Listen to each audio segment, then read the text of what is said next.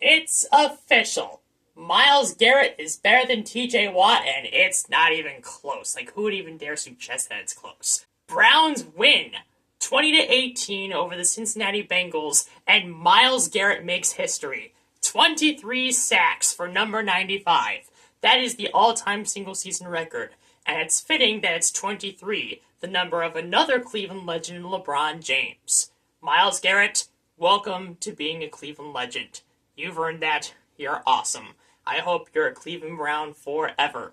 And we got you for 5 more years, so that's fun. Hey, wasn't there an idiot who suggested that we should trade Myles Garrett before the season so that the team can actually rebuild properly?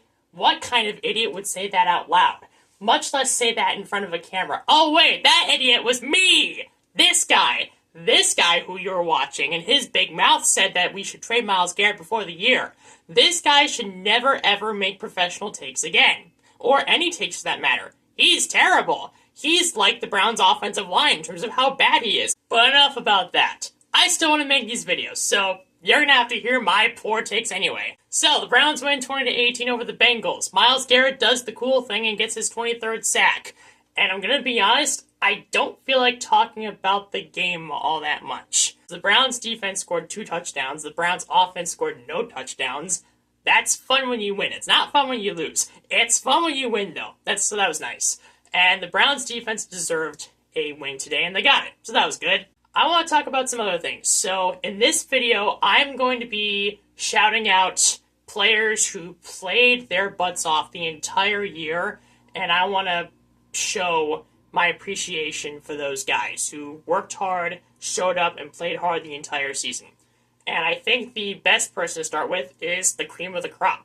Myles Garrett was phenomenal. 23 sacks is historic. That is the all-time record now, and he did it for us, for the Cleveland Browns. And we got him for 5 more years. That's fun. Part of the reason why Myles Garrett was able to have this historic season was because he had help on the defensive line this year. Alex Wright, the other defensive end, was very good. He was a 3rd-round pick out of UAB 3 years ago, and he had 5.5 sacks and provided consistent pressure on the other side of the offensive line of the other team. As a result, Myles Garrett was able to get sacks and wasn't constantly double-teamed this year. In prior years, other teams could double-team Myles Garrett in almost every play and make him ineffective. This year, the other team's offense couldn't do that because Alex Wright was good from the edge, Mason Graham was good in the defensive tackle slot, and Shelby Harris was clogging up space and also bringing good vibes. The entire defensive line was good. It wasn't just Myles Garrett carrying deadweight this year like it's been in the past. Everyone on the defensive line showed up, contributed, and dominated, and that's why I am willing to say the Browns have the best defensive line in the NFL. I think they've earned that, especially with Myles Garrett this season, everyone else contributing, Shelby Harris's excellent attitude. I hope he stays a Brown for the rest of his career. It's fun to watch. The Browns' defensive line is very fun to watch. That is the reason why the Browns' defense as a whole is fun to watch also. It's not just the defensive line that's great. We have a legitimate linebacking core now. We do.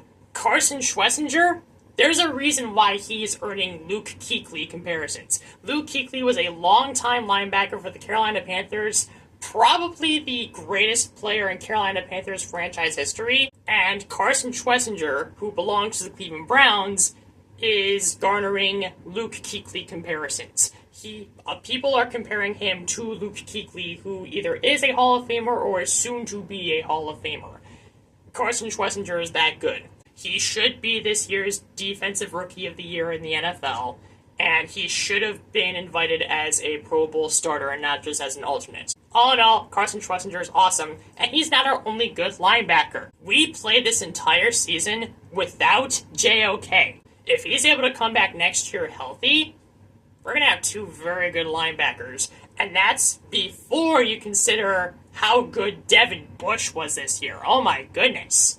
Devin Bush looked like he was going to be a draft bust on the Steelers. He was bad, he was underachieving, his attitude wasn't great. This year he comes here, attitude has not been a concern this entire season for him, and he plays great. He adds another level to the Browns' defense. He is good at tackling, he is good at being in the right spot when necessary, and he can also get after the quarterback, and he can follow tight ends on their routes. He is a sound player for us, and some of that you can obviously point to Jim Schwartz, our defensive coordinator, for teaching him those skills, but sometimes players don't listen. Sometimes players think they're above criticism or above learning more. Devin Bush, to his credit, humbled himself after years of underachieving and became a very good player this year for the Browns defense. So next year in 2026, the Browns might have a linebacking core of Carson Schwessinger, JOK, and Devin Bush. That sounds good to me. And then even our secondary is pretty good. Denzel Ward obviously is awesome. He's a Buckeye, and he made it to the Pro Bowl again, which he earned. Dude, Tyson Campbell. He's pretty good, man. The Browns somehow won 2 trades with the Jacksonville Jaguars this year, and yet the Jacksonville Jaguars are Super Bowl contenders and the Cleveland Browns finished 5-12.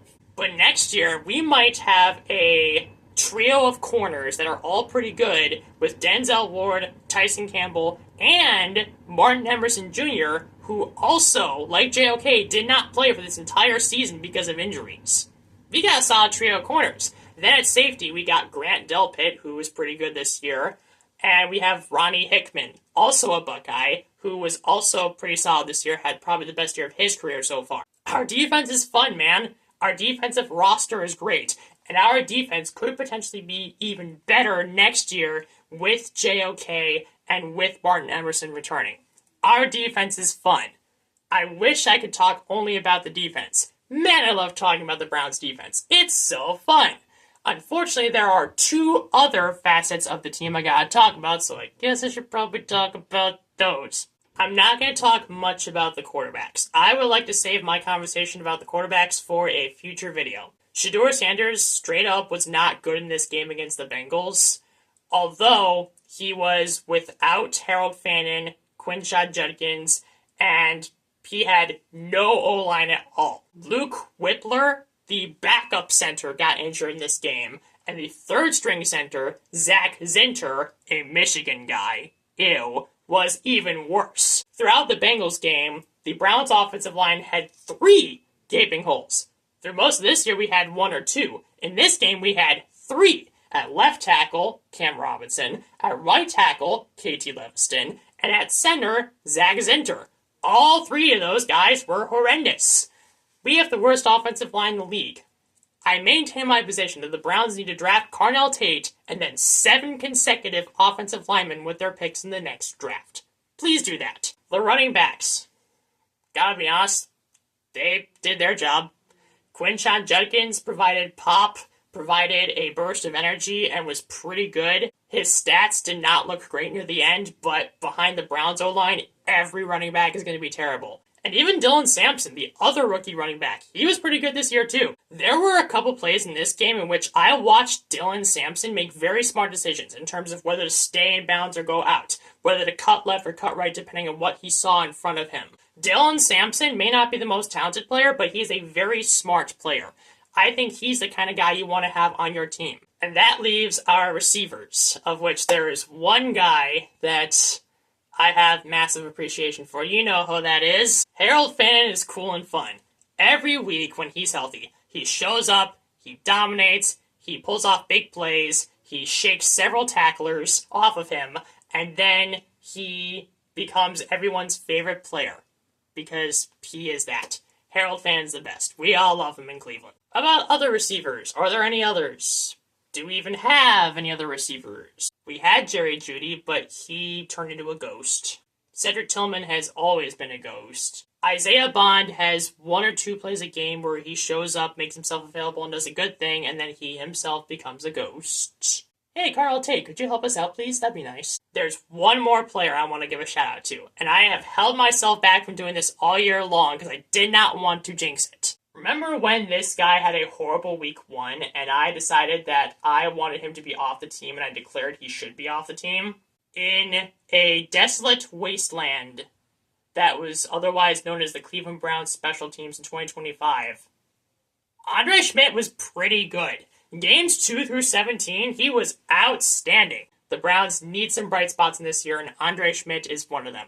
Kudos to you. Please keep it up going forward. I guess on the topic of Andre Schmidt doing well, we really need to pay attention to the fact that a lot of our success this year came from rookies.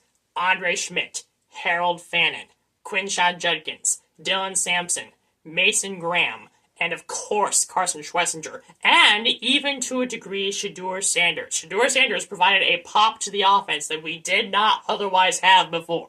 Yes, Shedeur threw 10 interceptions and it was ugly and most of them were his fault. Even the Shedeur haters, of which I was one for most of this year, gotta admit, he provided a spark of energy to this offense that Joe Flacco and Dylan Gabriel did not provide at all. All but one of the Cleveland Browns draft picks in the 2025 NFL Draft were meaningful contributors to this team's success. With that in mind,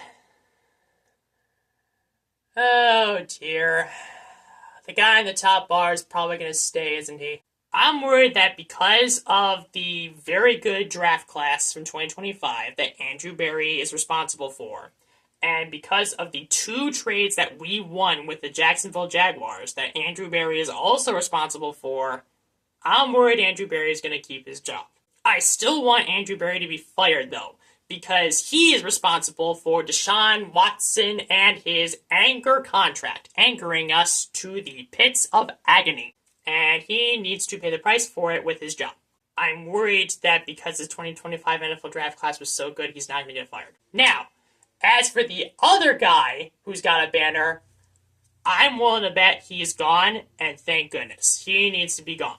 Remember that draft class we had in which everybody except one guy was meaningfully contributing to whatever success this team had?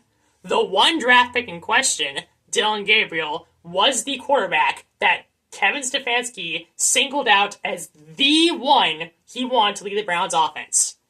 And I can confidently say that Dylan Gabriel was the worst quarterback who started at least 9 games in 2025. Moral of the story is Kevin Stefanski needs to be fired.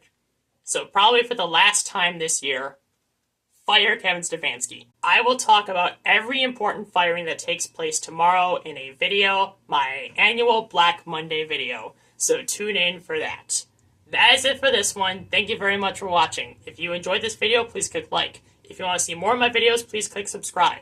Follow me on X for more Browns-related content at SadBrownsFanHQ, and please share this video with all your family and friends who are fans of the Browns or the Bengals. The season is finally done, and technically, I said the Browns would finish 4-13 this year in my preseason prediction video. They went 5-12. They technically overachieved. Let's go!